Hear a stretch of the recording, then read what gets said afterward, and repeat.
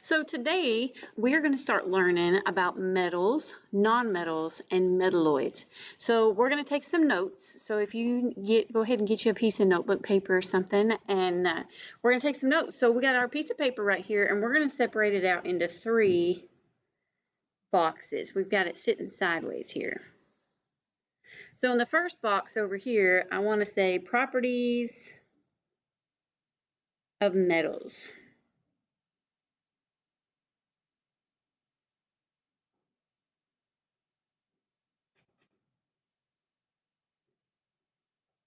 Okay, so that one's properties of metals.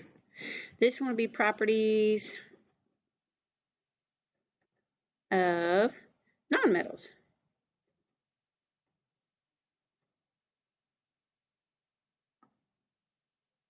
And then the last one over here will be properties of metalloids.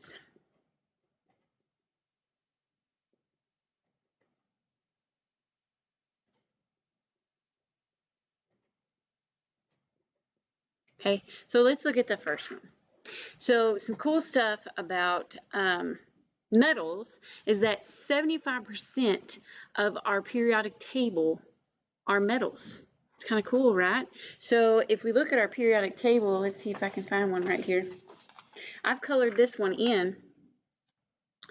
I colored all the metals blue, so you can see almost, a whole bunch of these. 75% of our periodic table are metals. It's pretty neat. So I'm going to write 75% of the periodic table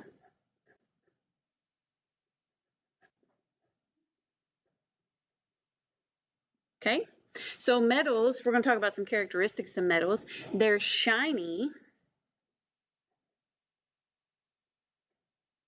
They're solid.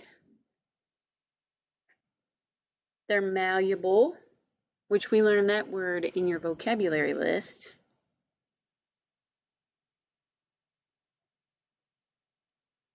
They're ductile.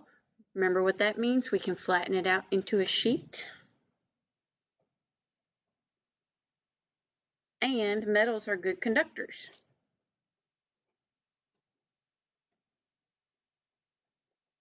Okay, so those are some good properties of metals.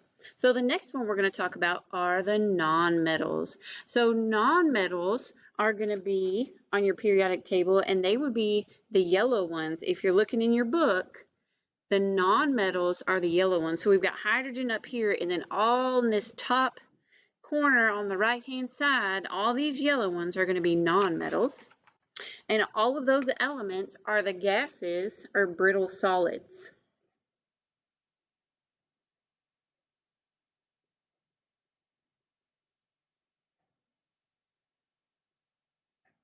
So we've got that on here, okay?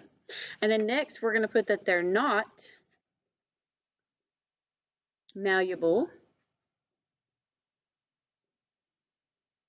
They're not ductile. And they're not good conductors.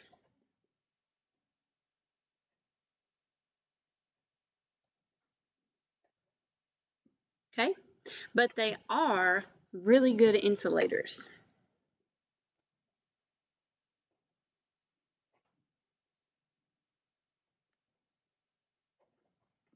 So those are some properties of a nonmetal.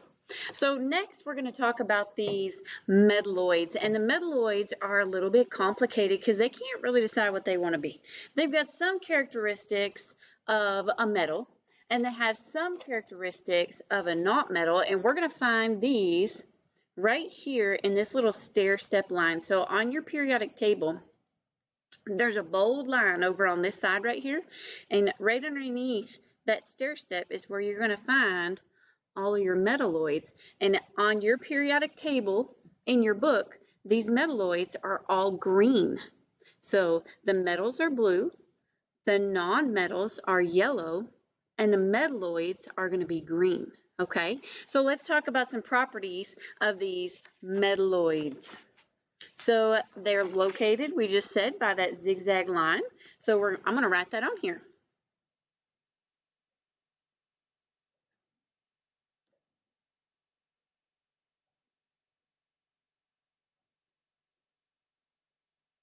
on the periodic table.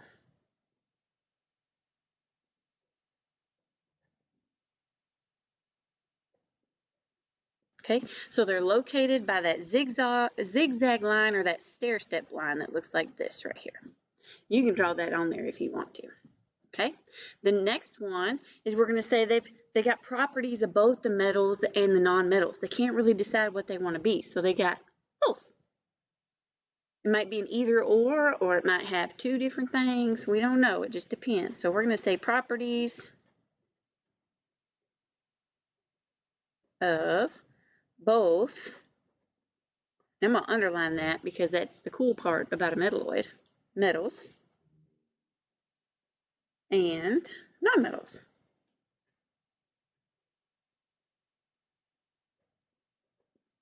Okay. The next thing we want to put down at the bottom is that they're what we would call a semiconductor. They conduct electricity at a high temperature only. So I'm going to write that they are semiconductors.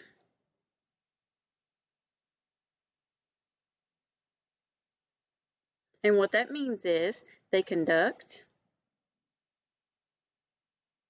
electricity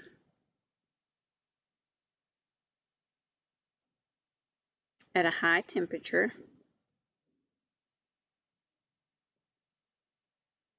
only. Okay, so this, we've got a little bit of space down at the bottom. You guys want some examples? Some examples or common uses for some of these. So let's look at metals. We've got some common uses for metals, and I bet you have a whole bunch of these in your house. Cans, like canned goods, can of corn, Coke can, Pepsi, whatever it is that you're drinking, those are all metals. So I'm going to write examples down here.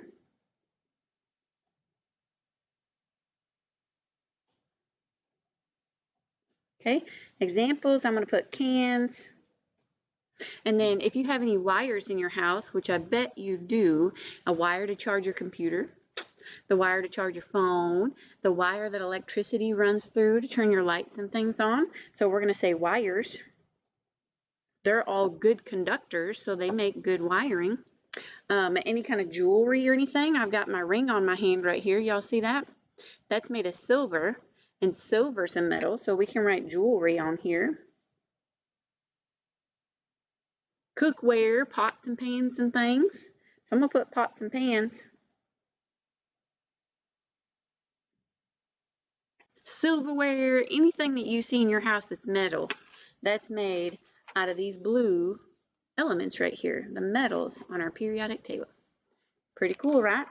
All right, let's talk about nonmetals. So some examples of nonmetals might be maybe a match. I'm going to say examples, and I'm going to put match right here, and matches. Y'all ever have matches at home where you kind of strike it on something and the fire burns on top? Well, it's got phosphorus up there, and that's what makes that light the fire start. And that is a nonmetal. So another one is my body. I'm a nonmetal. I'm not a good conductor of electricity. I'm not shiny. I'm not malleable, and I'm probably not a good conductor. So I'm going to put the human body on here. What else? Let's see. Oh, fertilizers, the atmosphere, things like that. All those things would be nonmetals. Okay. So some examples of the metalloids. Okay.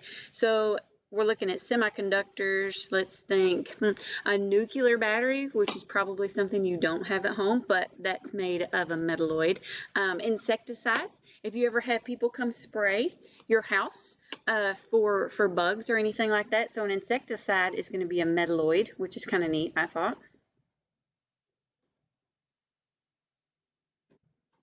Okay, let's see. Fireworks are metalloids. Kind of cool, right? What else? Ooh, electronics like a camera lens. That's a metalloid. Pretty neat, right? Okay. Okay. Okay. Well, there is some notes for you on metals, nonmetals, and metalloids.